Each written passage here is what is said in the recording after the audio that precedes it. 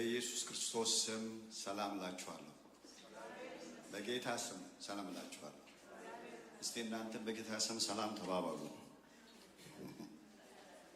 እግዚአብሔር ይባርካችሁ። ጌታ የተመሰገነ ይሁን።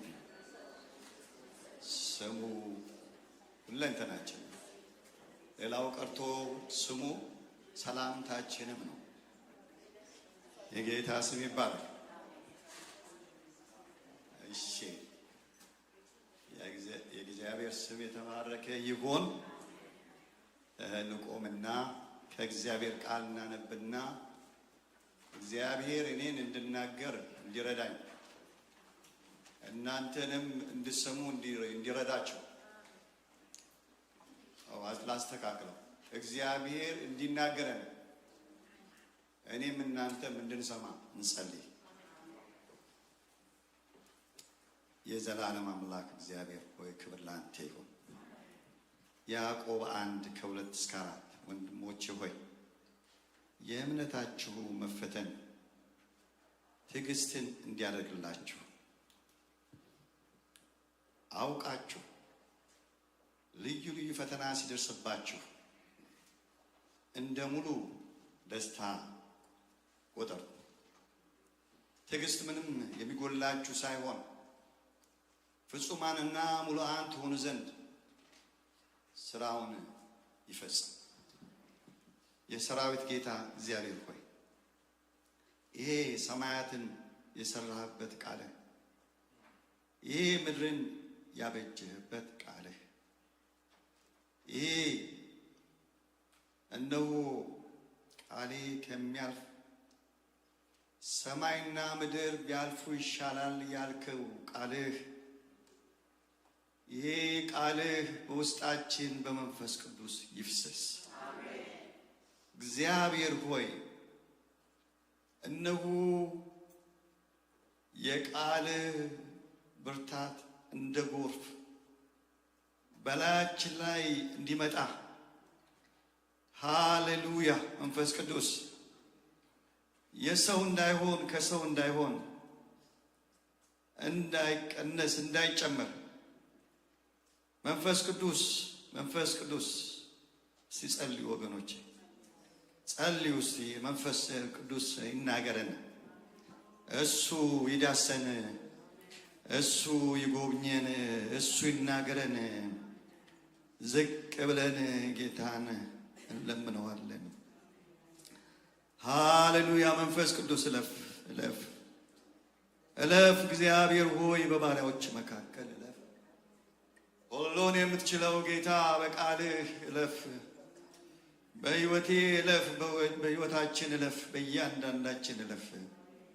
ጌታ እግዚአብሔር ሆይ ይንቃን ካለ ቃልህ ይንቃን። ይንካን ጌታ ሆይ ይንካን ጌታ ሆይ ይንካን። ቃልህ ይንካን። የሰራዊት ጌታ እግዚአብሔር ቃልህ ይንካን። ቃልህ በላያችን ላይ እለፍ። ቃልህ ሰምተነው አይረሳን። ቃልህ ውስጣችን ይቅር። ቃልህ ውስጣችንን ይለውጥ። ቃልህ ውስጣችንን ይፈውስ። የሰራዊት ጌታ ቃልህን ላክልን እባክህን። ጌታ እግዚአብሔር ሆይ አንተን በመፍራት እንድናገር የሚሰሙኝም አንተን በመፍራት እንዲሰሙ እለምንሃለሁ። ጌታ ይህን አድርግልን። ቃልህ ወደ እኛ ሲመጣ አእምሯችንን እንደው ወደ ሌላ የሚወስድ እንዳናደምጥህ፣ እንዳንሰማህ፣ እንዳትፈውሰን፣ እንዳትናገረን እነሆ የተለያየ ነገር ወደ አእምሯችን የሚያመጣ በኢየሱስ ስም የታሰረ ይሁን። ክብር ሁሉ ለአምላካችን ይሁን። ክብር ሁሉ ለእግዚአብሔር ይሁን። ሁሉን ለሚገዛው ጌታ፣ በሁሉ ላይ ስልጣን ላለው ጌታ፣ ለእኔም ለእናንተ ጌታ የሆነው ኢየሱስ ከፍ ከፍ ይበል በጌታ በኢየሱስ ስም አሜን አሜን። ሃሌሉያ። ክብር ለእግዚአብሔር ይሁን። ለእግዚአብሔር ክብር በደንብ አጨብጭበን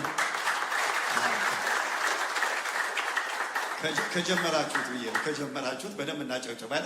እስቲ አንድ ጊዜ ለጌታ ክብር። ሃሌሉያ። ክብር ለእግዚአብሔር ይሁን። ክብር ለእሱ ይሁን። ባለፈው መጨረሻ ጊዜ ያስተማርኳችሁን ትምህርት ታስታውሱ እንደሆነ ከዛ በኋላ ብዙ ትምህርቶች ድንቅ የሆኑ ትምህርቶች ተምረናል። ያገለገሉን ሁሉ እግዚአብሔር ይባርካቸው። ነገር ግን እነዚህ ድንቅ የሆኑ ትምህርቶች እኔ ያስተማርኳቸውን አስተረስተዋችሁ ከሆነ እሱ ጥሩ አይደለም እና ምንድን ነበር መጨረሻ ላይ የተማርነው ታስታውሳላችሁ?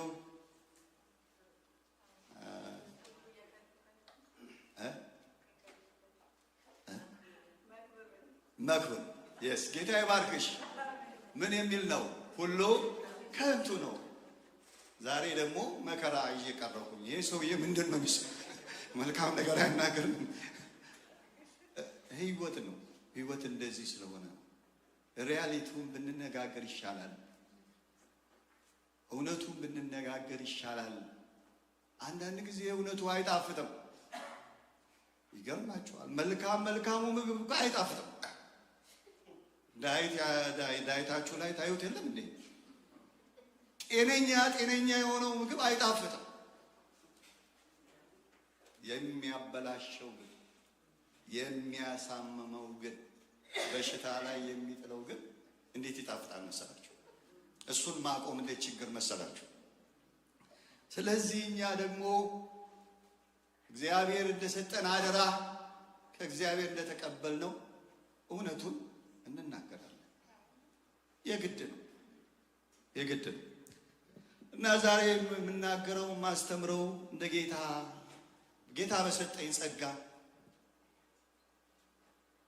ስለ መከራ ነው። ፈተና እና መከራ የሚሉት ቃላት በመጽሐፍ ቅዱስ ይወራረሳሉ እና ብዙ ስጥር መጽሐፍ ቅዱስ ራሱ እንደዚህ ያደረጋቸውን እኔ ያስተካክላለሁ ብዬ ከመጽሐፉ በላይ እንዳልሆን ተውኩት። ይወራረሳሉ። መከራና ፈተና ትራያል ኤንድ ትሪቡሌሽን የሚሉት እና በዛ በአማርኛችን በዚህ አሁን በምንነጋገርበት ቋንቋ እንደዛ ትራያል የሚለው ወይም መፈተን የሚለው መሞከር፣ ቴስት መደረግ፣ መመዘን የሚለውን ይይዛል።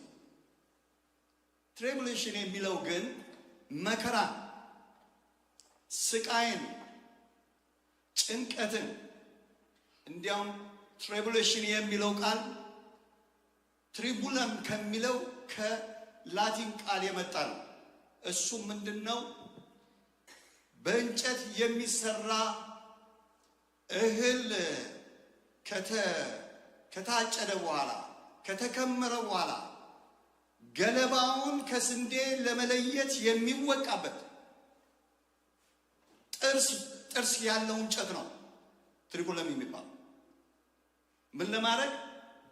ፍሬውን ከገለባው ለመለየት ምን የሚያደርግ?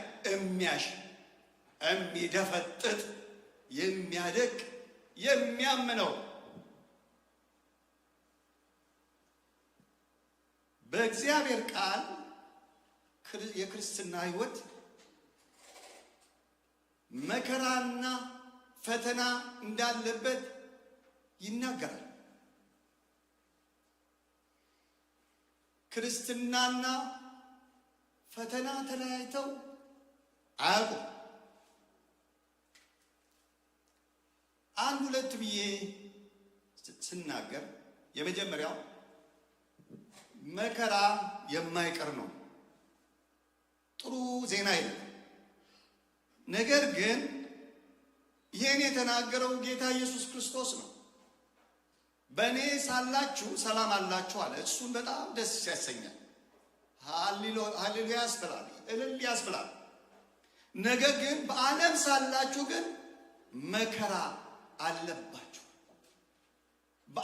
በዓለም እስካላችሁ ድረስ እስክትሄዱ ድረስ ከዓለም እስክትለዩ ድረስ መከራ አለባችሁ ብሎ የነገረን ጌታ ነው። ቃሉ አይቀየርም፣ ቃሉ አይታጠፍም። እምነት ይፈተናል። ስለ እምነት ዋጋ ይከፈላል። በምዕራቡ ሀገር ስለ እምነት ዋጋ ይከፈላል እንዴ? ለምን ክርስቲያን ሆንክ ብሎ የሚያሳድደን እስር ቤት የሚጥለን ይኖራል እንዴ? አይኖርም። ነገር ግን እምነት ሳይሆን እውነት ዋጋ ያስከፍላል። እምነት ሳይሆን ምን ያስከፍላል? እውነት ዋጋ ያስከፍላል። እውነት የሆነው በእግዚአብሔር ቃል እውነት የሆነው የእግዚአብሔር ቃል የሚነግረን እውነቱን ካዱ፣ እውነቱን ተዉ፣ እውነትን አታድርጉ፣ ሐሰትን ተቀበሉ ስንባል ዋጋ እንከፍላለን። ክርስትና እምነት ብቻ ሳይሆን እውነት ነው። አሜን። ክርስትና እምነት ብቻ ሳይሆን እውነት ነው። በመጽሐፍ ቅዱሳችን የብዙ ሰዎችን ታሪክ ያነሳልናል። እንዴ ለምንድን ነው መርጦ ስንት ሕዝብ አለ፣ ስንት ሰው አለ። ስማቸውን ጠቅሶ አንዳንዶቹን ከመወለዳቸው አንስቶ ካደጉበት ሰፈር ከዋሉበት ሰፈር አንስቶ እስከ ሽምግልና እስከ ሞታቸው ድረስ ተከትሎ ታሪካቸውን ለምን ይነግረናል? የብዙዎቹ ታሪክ የእኛም ታሪክ ስለሚሆን ነው። ስማችን ይቀየራል እንጂ አብርሃም የተባለው ሰው ጥቂቶችን ብናነሳ የተፈተነ ሰው ነው። በዕብራውያን 11:17-18 ስናነብ ጥቂቱን አነባለሁ። አብርሃም በተፈተነ ጊዜ ይስሐቅን በእምነት አቀረበ ይላል። ዘፍጥረት ምዕራፍ 22 ላይ ያለ ታሪክ ነው የሚናገረው። ልጅን ለመስዋዕት አቅርብልኝ፣ የምትወደውን ልጅህን በብዙ ለቅሶ በብዙ እንባ ከብዙ ዘመን በኋላ ያገኘኸውን እንደ ነፍስ የምትወደው ከነፍስ በላይ የምትወደውን ልጅህን ሰዋልኝ ተባለ።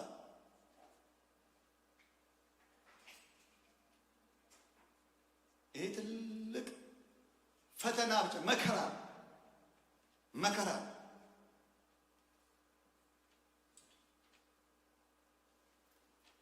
ኢዮብ ያዕቆብ ምዕራፍ 5:11 ላይ እነሆ በትዕግስት የጸኑትን ብፁዓን እንላችኋለን፣ ኢዮብ እንደታገሰ ሰምታችኋለን፣ ጌታም እንደፈጸመለት አይታችኋል። መስማት ብቻ ሳይሆን አይታችኋል። ጌታ እጅግ የሚምር የሚራራም ነውና ብሎ ይናገራል። 23:10 ላይ ኢዮብ ላይ የሚሄድበትን መንገድ ያውቃል፣ ከፈተነኝ በኋላ እንደ ወርቅ እወጣለሁ። ከፈተነኝ በኋላ እንደዚህ እንዳለው እግዚአብሔር አወጣ። ጤናውን አጥቶ ቤተሰቡን አጥቶ ልጆቹን አጥቶ ምን አጣው የምንለው ምን ነፍሱ ብቻ ነው ያላጣው። ሁሉም ነገር አጥቶ ቢገለኝም እንኳን እሱን ጠብቃለሁ፣ አሁንም መንገዴን በፊቱ አጸናለሁ፣ ፈቅ አልልም ከመንገዱ ብሎ ያለው ሰው እግዚአብሔር ጎበኘው፣ እግዚአብሔር ዳሰሰው። ዮሴፍም ተፈተነ። በሚወዳቸው ብቻ ሳይሆን ይወዱኛል ብሎ በሚያስባቸው ወንድሞቹ ተጣለ፣ ተገፋ፣ ተሸጠ። የአባቱ ብርቅ የሆነ የአንድ ሰው ባሪያ ሆነ። በሐሰት እስር ቤት ተጣለ። መዝሙር 105:19 ላይ እንደሚናገረው ቃሉ እስኪመጣ ድረስ የእግዚአብሔር ቃል ፈተነው ይላል። ተናግሮን ነበር፣ ራእይን አሳይቶን ነበር። እንዲህ ትሆናለህ፣ እንዲህ ታደርጋለህ ብሎን ነበር። ነገር ግን እሱ የሚሄድበት መንገድ ኦፖዚት ዳይሬክሽን ይመስላል እና ተፈተነ። ጌታ ያለኝ ሌላ፣ የሚሆንብኝ ሌላ፣ የሚደርስብኝ ሌላ፣ እኔ ያለሁበት ሁኔታ ሌላ፣ እሱ የነገረኝ ሌላ። ይሄ ነው መንገዱ። አንድ መዝሙር አለ። ከኢየሱስ ጋር ሲሄዱ እንዴት ያምራል ጎዳናው፣ እንዴት ያምራል መንገዱ። እኔ አብሬ ሊያምን ይችላል፣ ግን አይመችም፣ በፍጹም አይመችም ወገኖቼ። መንገዱ ቀላል አይደለም። እግዚአብሔር ግን ከዛ ወጣው። ይህ ሰው ዓለም በቃኝ ሀገር ቤት እንደዛ ነበር የሚባለው። ማክሲመም ፕሬዘንት እዛው ሲገቡ ሰዎች በዚህ ሀገር በፕሬዝዳንቱ እንደሚደረገው፣ በድሮ ደግሞ በሀገራችን በነገስታት ዘመን ንጉስ ካላዘዘ አይወጣም። ንጉስ ተናግሮ ያወጣዋል እንጂ ካላወጣው ይሞታል። እግዚአብሔር ንጉሱ አወጣው። ያው አምላካችንን ትተን ለቆመ ምስል አንሰግድም። ወደ እሳቱ ብንጣል ይሻለናል። አቤት እነዚህ ሰዎች ስናነበው እንዴት ይቀላል፣ መዝሙር አድርገን ስንዘምረው እንዴት ይጣፍጣል። ነገር ግን መከራቸው እሳት ውስጥ ብንጣል ይሻለናል፣ ከሰል ብንሆን ይሻለናል። እግዚአብሔርን ትተን ከረባት አድርገን ኮት ደርበን ከምንኖር ይሻለናል፣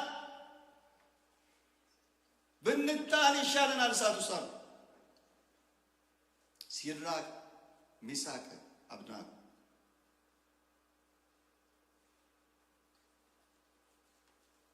እግዚአብሔር ደግሞ አወጣቸው። እግዚአብሔር አስጣላቸው። ገባ እሳት ውስጥ ገባ ሊያወጣቸው። እግዚአብሔር የተመሰገነ ይሁን። ዳንኤልን ወረወሩት። ለተራቡ ፐርፐስሊ ስታር ለተደረጉ ለምን እንዲገነጣጠሉ እንዲበጫጩ ወዲያው ጸጥ እንዲያርጉ ለተራቡ አንበሶች ተወረወረ። ኋላ ላይ ሌሎቹ እንዳደረጓቸው ቅልብ እንዲያደርጓቸው፣ እንዲያውም ከነሱ ጋር እዛው ለጥ ብሎ አደረ። የሰማይ አምላክ እግዚአብሔር የእሳቱን ኃይል አጠፋ፣ የአንበሶችን አፍ ዘጋ። እንዲሁ እግዚአብሔር በጽድቅ ለምትሄዱት፣ እግዚአብሔርን በመፍራት ለምትሄዱት ይህን ያደርጋል። እግዚአብሔር የተመሰገነ ነው። በብሉይ ኪዳን ብቻ አይደለም፣ በአዲስ ኪዳንም መምህሩም ደቀ መዛሙርቱም ዋጋ ከፍለው። መምህሩ ኢየሱስ በሰማይና በምድር መካከል ተንጠልጥሎ ያደረገው አንድ ነገር ነው። የአባቱን ፈቃድ ፈጸመ፣ አለቀ። ለዚህ መጥቻለሁ ያለው ለዛ ነው የመጣው። ያስተማረው አለ፣ የፈወሰው አለ። ነገር ግን ጌታ ለዚህ መጥቻለሁ አላለ። ለዚህ መጥቻለሁ ለምን? በመስቀል ላይ ልሞት፣ ልንጠለጠል፣ ለዓለም መድኃኒት ልሆን፣ ነገር ግን እኔ ልሞት፣ እኔ ልሰቀል መጥቻለሁ አለ። የናዝሬቱ ኢየሱስ፣ የናዝሬቱ ኢየሱስ። ሃሌሉያ! እውነተኛው ጌታ ያ ኢየሱስ ያንን ካደረጋ በኋላ በዚህ መንገድ ነው የምትሄዱት አላቸው። እዚሁ ነው የሄድኩባት። በዓለም ሳላችሁ መከራ አለባችሁ ብሎ የነገራቸው እነሱኑ ነው። እኔ ላይ ጌታ ላይ ጌታችሁ ላይ ይህን ካደረጉ እናንተ ላይማ እንዴት ያደርጋሉ ብሎ ተናገረ።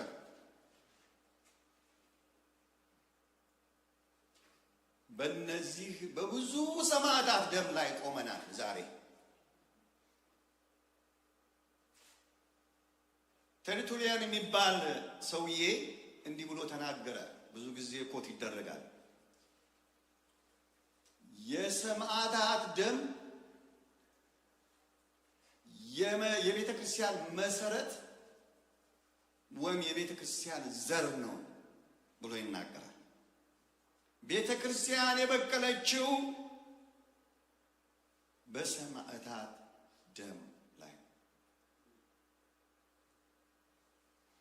አሁንም ይብዛም ይነስ እንጂ በእኔና በእናንተ ዘመን ብዙ ቅዱሳን መከራን ይቀበላሉ። ብዙዎች እና በእኔ ሳላችሁ መከራ አለባችሁ ስላለ ክርስቲያን እስከሆነ ድረስ የሚቀርለት ሰው የለም። ለማንም አይቀርለትም። አንድ ጊዜ አንድ ሰውዬ በጓደኞቹ መካከል ቆሞ እንዲያውም በብዙ ሰዎች መካከል ቆሞ እኔ 50 ዓመት ነድቻለሁ፣ አንዲት ነገር ተጋጭቼ ጭረት ነክቶኝ ያግማል። ስንት ዓመት? እየሰማችሁ ነው? ስንት ዓመት? 50 ዓመት። ምንድነው የምትነዳው አሉት። ዳምጠው። ስንት ነው ፍጥነቱ? probably 5 miles per hour ይላል። and I don't know, probably 2 miles per hour። ደግሞ እሱ ሲመጣ ሁሉ መንገድ ይለቃል። ምንም ካልተነካን እየኖር ነው አይደለም ክርስትና። ምንም ካልተነካን እየዘመርን እያሸበሸብን እያመለክን ዝም ብለን ከኖርን ምንም ካልተነካን መንገዱ ላይ ነኝ ብሎ መጠየቅ ያስፈልጋል። ዋጋ ያስከፍላልና ክርስትና ተብሎ የተዘመረበት ዘመን ይህን መዝሙር ከጻፈው ወንድም ጀምሮ ብዙ ዋጋ ተከፍሏል።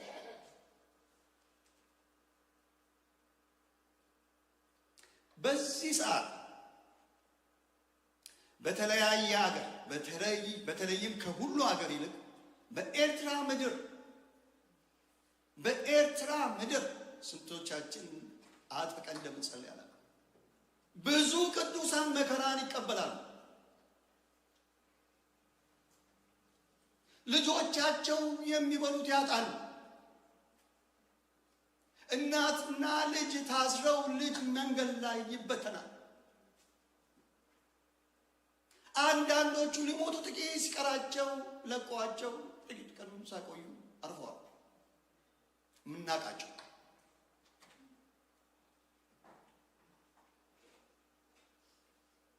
ክርስትና ዋጋ ያስከፍላል። ሁለተኛ የማይቀር ነው ብያቸዋለሁ።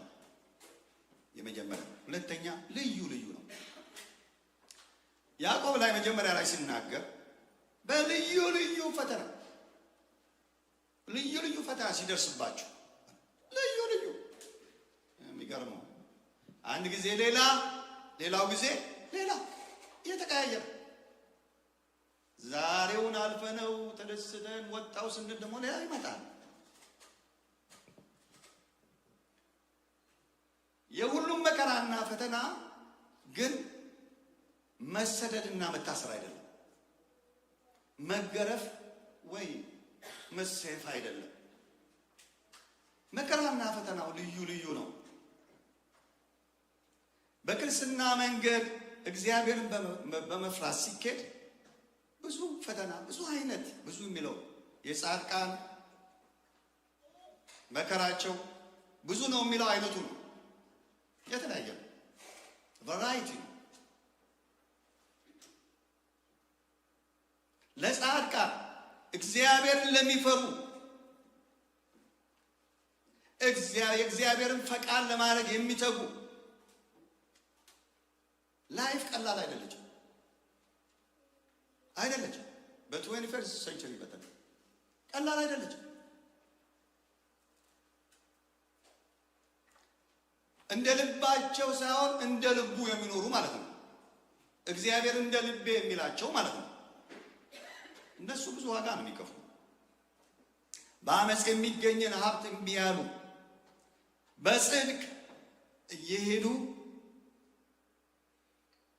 የእነሱ መራብ ሳይሆን ልጆቻቸው ሲራቡ የሚያዩ የመንግስት ባለስልጣን የሆነ አንድ ሰው አግኝቼ ምንም ክሉ እኮ የለም ወገኖቼ እስክንሰማው ድረስ ትልቅ ስልጣን ላይ ነው። ነገር ግን ልጆቹን የሚል ትምህርት ቤት መላክ ያጡ። ለምን እሱ ምን አይቀበልም? እጅ መንሻ አይቀበልም። በጽድቅ መንገድ ይህ መከራ አይደለም። አብረው የሚሰሩ አብረው የሚኖሩ አብረው የተቀጠሩ ሰዎች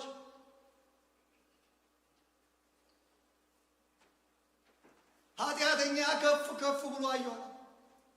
እንደ ሊባኖስ ዝግባ። የሊባኖስ ዝግባ ማለት ሬድውድ እንደማለት ነው። ተኝታችሁ ነው መጨረሻውን የምታዩት፣ ቆማችሁ አይደለም። እትስ ቱታው መጨረሻው አይታወቅም። እንደ ሊባኖስ ዝግባ ከፍ ብሎ አየው እና ኃጢአተኛው እግዚአብሔር የማይፈራው አማረበት፣ ከበረ። ልጆቹ ጥሩ ትምህርት ቤት ሄዱ። ሚስቱን ውድ ባለቤቱ የምትሻውን ነገር አደረገላት። እንደ ባል ወጉን አላሳጣም። እኔ ግን ጌታን እየፈራው እግዚአብሔር እየተከተለ በዚህ ማለፍ ቀላል እንዳይመስላችሁ ወገኖቼ። ሌላው በጤና ነው። በጤና በኢዮብ እንዳየ ነው እግዚአብሔር እየወደዱ እግዚአብሔር እየፈሩ አንዳንድ ጊዜ ከነሱ በኋላ መጥቶ አንዱ ተፈውሶ ሲሄድ የእግዚአብሔር ፈቃድ ሆኖ መከራቸው በእነሱ ላይ ሲቆይ ስቃያቸው ያቃሰቱ ሲውሉ ያቃሰቱ ሲያድሩ ከህመሙ በላይ ፈተና ነው፣ መከራ ነው።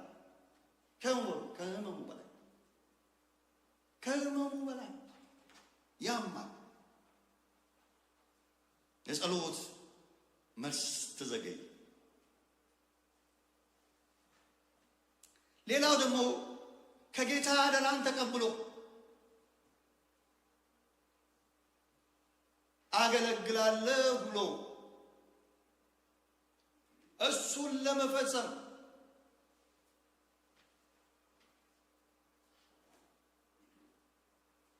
ቀለል ያለውን ኑሮ መኖር ሲችል ትእዛዙንና ሕጉን አደራ ያለውን ጌታ በእጁ ላይ ያስቀመጠውን ጌታ ፈርቶ ዋጋ እየከፈለ የከበረውን የሰጠኝን የእግዚአብሔርን አደራ ፈጽም ዘንድ የራሴን ነፍስ እንኳን ዋጋ እንደሌላት እቆጥራለሁ እንዳለው ሐዋርያው ጳውሎስ ቤቱና ትዳሩን ብቻ ሳይሆን ራሱን መሰዊያ ላይ ያቀረበ እንደ ሌላው መኖር ሲችል እንደ ሌላው ማጌጥ ሲችል እጅ እያለው እግር እያለው መስራት ሲችል ጌታን ላገልግል ብሎ ወጥቶ ጌታ ያዘዘው ቦታ ሄዶ ጦሙን ውሎ ጦሙን የሚያድረው እግዚአብሔርን የሚፈራው ለእግዚአብሔር የሚኖረው ሁሉን ለእግዚአብሔር የተወው የእሱ መከራ ቀላል አይደለም።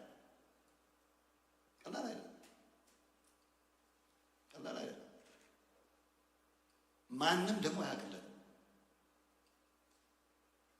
ሐዋርያው ጳውሎስ ሁለተኛ ቆሮንቶስ 11:24-28 ላይ አይሁድ አንድ ጊዜ ሲጎል 40 ጊዜ ገረፉኝ ይላል። 40 ግርፋት 39 ለምን? እሱ ሮማዊ ስለሆነ 40 መግረፍ አይችሉም። ስለዚህ ምን ያደርጋሉ? 39 ከገረፉ በኋላ ያቆማሉ። ሌላ ቀን 39 ይገርፉታል። 5 ጊዜ ገረፉ። 3 ጊዜ በበትር ተመታው፣ 1 ጊዜ በድንጋይ ተወጋው። መርከቤ 3 ጊዜ ተሰበረ። ሌሊትና ቀን በባህር ውስጥ ኖርሁ። ብዙ ጊዜ በመንገድ ሄድኩ። በወንዝ ፍርሃት፣ በወንበዴዎች ፍርሃት፣ በወገኔ በኩል ፍርሃት፣ በአሕዛብ በኩል ፍርሃት፣ በከተማ ፍርሃት፣ በምድረ በዳ ፍርሃት፣ በባህር ፍርሃት፣ በውሸተኞች ወንድሞች በኩል ፍርሃት ነበረብኝ። በድካምና በጥረት በብዙ ጊዜ እንቅልፍ በማጣት በራብና በጥም ብዙ ጊዜ በመጦም በብርድና በራቁትነት ነበርኩ። የቀረው ነገር ሳይሆን ይሄ ሳይሆን የሚከብደኝ ዕለት ዕለት የሚከነክነኝ ዕለት ዕለት ውስጤን የሚበላው የቤተ ክርስቲያን ነገር ነው አለ። ይህም ሁሉ ሆኖብኝ ቤተ ክርስቲያን ደህና ሆነች። ይህም ሁሉ ሆኖብኝ ይህም ደርሶብኝ ቤተ ክርስቲያን ደህና በሆነች። የተጠራውን ጥሪ የተሰጠውን አደራ በብዙ ነገር እያለፈ ሸክሙን ከትከሻው አላወርድም ያለ ያልጣለ ከመከራው ይልቅ አደራው የከበደው እግዚአብሔር ይባርከው። እሱን እግዚአብሔር ይባርከው። ከመከራው ይልቅ አደራው የከበደው እግዚአብሔር እሱን ይባርከው።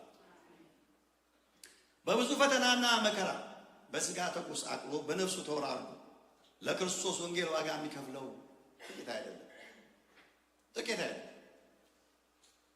ያው ሚዲያውን ያጣበበው ሌላ ስለሆነ ግን አይሰማም እንጂ እንዲህ አይነቱ ሰው በሚዲያ አይሰማም። ሚዲያውም ስለሱ አያወራም። ነገር ግን ለክርስቶስ ወንጌል ብዙ ዋጋ የሚከፍለው ጥቂት አይደለም። እንደ ጌታ እንደ ኢየሱስ በእንባና በደም ተነክሮ ተቸንክሮ መከራ እየተቀበለ ባለበት አደራውን ለማስጣል ጥሪውን ለማስጣል ከመስቀል ውረድ የሚል ድምፅ፣ ራስህን አድን የሚል ድምፅ በጆሮ ላይ የጮኸ የተላኩበትን አደራ አልለቅም ብሎ በመከራ የጸናውን እግዚአብሔር ይባርከው። እሱን እግዚአብሔር ይባርከው። ስለዚህ መከራና ፈተና ልዩ ነው። ሶስተኛ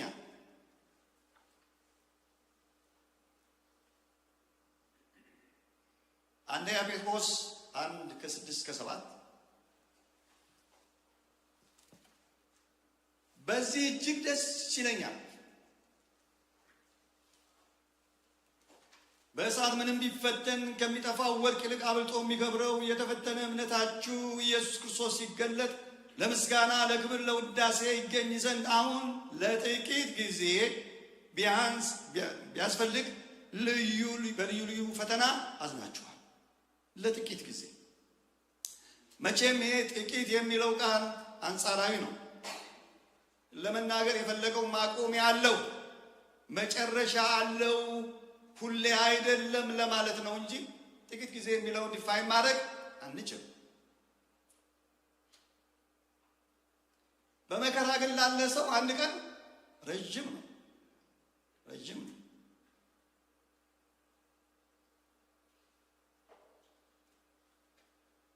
ጌታ ግን የሕዝቡን መከራ በጊዜ ገድቦታል፣ ማቆሚያ አበጅቶለታል።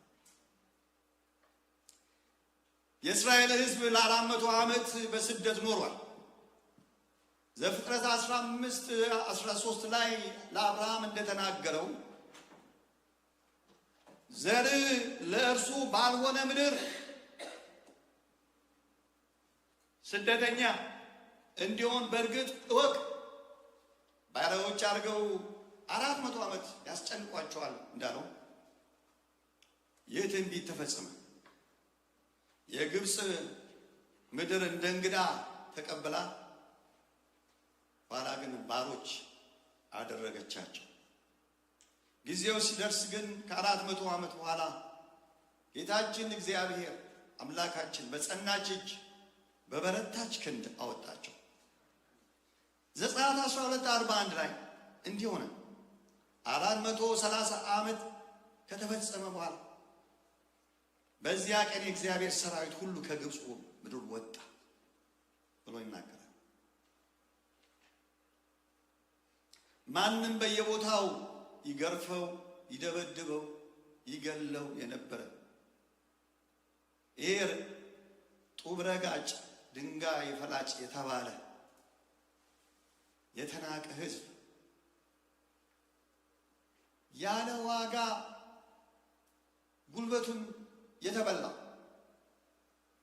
በመጨረሻው ጊዜ መንገድ ለቆ እያከበረው ወርቅና ብሩን እየሰጠው ብራቸውን ተቀብለው ለዘመናት የለፉበትን የሥራቸውን ዋጋ አስከፍሎ እግዚአብሔር አስወጣቸው።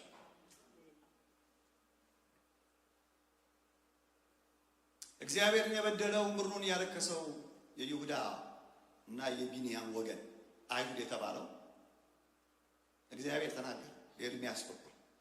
ሁለተኛ ዜና ላይ ነው ታሪኩ ያለው፣ ግን ትንቢተ ኤርምያስ ላይም ታነቡታላችሁ። ትንቢቱ እግዚአብሔር እንዲህ ይላል፣ 70 ዓመት በባቢሎን በተፈጸመ ጊዜ ጎበኛቸዋለሁ፣ ወደዚያ ስፍራ መልሳቸዋለሁ፣ ወደ መልካሚቱ ቃሌን እፈጽማለሁ። በጠላት ተሰልፈው ታልፈው ተሰጡ። አገሩ ተወሮ ተዘርፎ ሕዝቡ ሁሉ ለባርነት ተጋዘ ከሽማግሌዎች በስተቀር። ምክንያቱም ከጥቂት ጊዜ በኋላ እነሱ ይሞታሉ ተብሎ ሁለተኛ ዜና 36:1 ላይ በኤርምያስ አፍ እንደተነገረው የእግዚአብሔር ቃል እንዲፈጸም ምድሪቱ ሰንበት በማድረግ እስክታርፍ ድረስ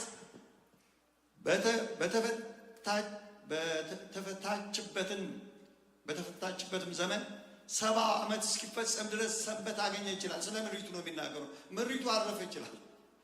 ምድሪቱ ከማን አረፈች? ከአመፀኞች፣ ከርኩሰት፣ ከክፋት አረፈች። ምድሪቷም ተጨንቃ ነበር ማለት ነው። ለምድሪቷ ሰንበት ይሁንላት አለ 70 ዓመት፣ እሷም ትረፍ አለ እግዚአብሔር። በ7ኛው ዓመት ቀን አርፏል አይደለም? እስራኤልን በ7ኛው ቀን ረፏል አለ። ምድሪቷ ሰንበት ይሁንላት ከእናንተ።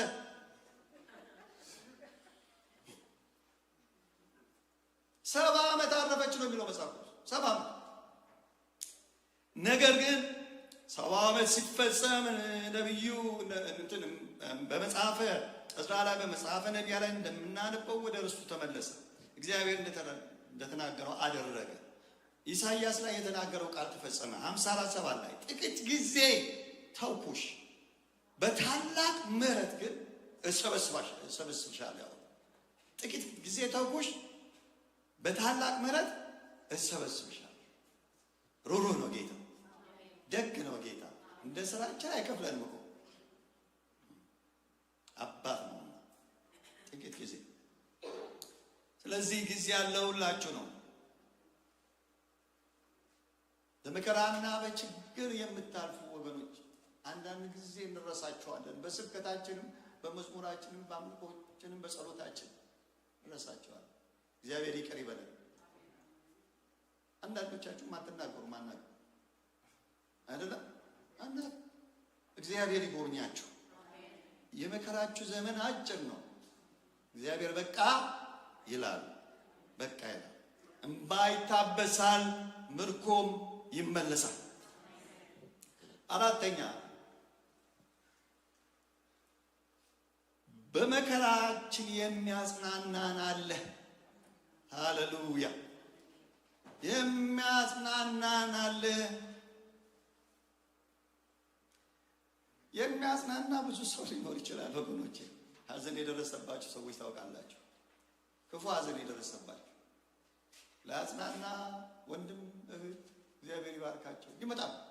አይ ተጽናናን፣ ታዲያ ተጽናናን። የሚገርመው ጌታ ሲያጽናና ነው ሰው የሚጽናናው። እግዚአብሔር ሲያጽናና ነው ሰው የሚጽናናው። አልጽናና ያለ ሰው ጌታ ሲያጽናናው ይጽናናል። እግዚአብሔር ያጽናናችሁ። በችግር በሐዘን የምታልፉት መጽናናቴ ያለ አንድ ሰው በብዙ ሐዘን ውስጥ ያለፈ እኛም የምናውቀው አንዳንዶቻችን ሰው ብዙዎች ሊያጽናኑት የሞከሩ ቢሞክሩ እምቢ አላቸው። አንድ ቀን በገናውን አንስቶ መጽናናቴ በመድኃኒቴ ልቤን አረስርሶ ገባ ሐዘኔን ጥሶ ብሎ ዘመረ። እግዚአብሔር የተመሰገነ ነው። ሐዘኑን ጥሶ የሚገባ መጽናናት ያለው እግዚአብሔር ነው። እግዚአብሔር እሱ ያጽናናችሁ።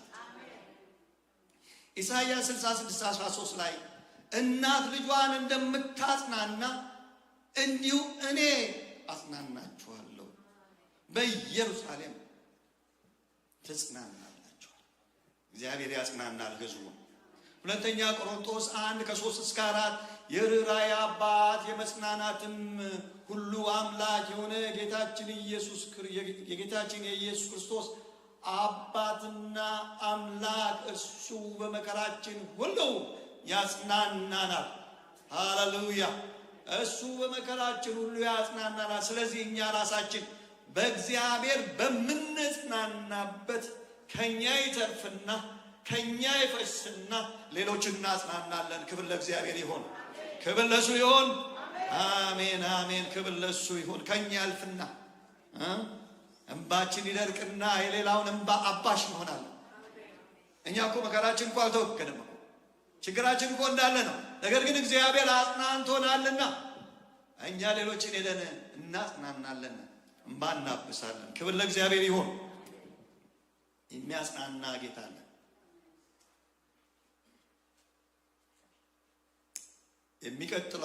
የሚቀጥለው ሳምንት እቀጥልላችኋለሁ በሰዓቴ ለመጨረስ። ነገር ግን ጥቂት ደቂቃ ስላለኝ ከነዚህ ከመልእክቶቼ ጋር የሚያያዝ ብዙ 2 መዝሙሮች አብረን እንዘምራለን። ክብር ለማን ይሁን? ለጌታ ይሁን። እግዚአብሔር ያጽናናል። እግዚአብሔር መከራችንን ያያል። እግዚአብሔር የመከራን ዘመን ያሳልፋል።